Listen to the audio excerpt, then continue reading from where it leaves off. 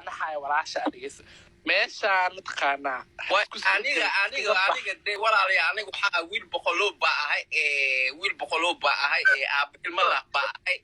laasi su'aalaha iyo waxyaalahan ku socotiin walaal waa waxyaabaha ma noo sheegtido waxyaalaha la ogtahay miyaa wax kala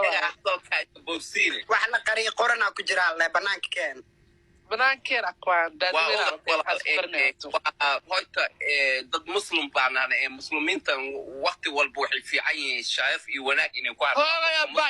ilaahay ba ku ama sheekada ana fahmay ma cilmi wax ku sheegay inta gudub kula yaraan baan ku wallahi bilaah laga yeelina anaga inta ma soo gashid inaad shiiqad si keen digyo anaga dadka ummadtay Soomaali ugu soo laabtay shiiq ku malayaan ma qaniisad weyn baata oo sabuuqiya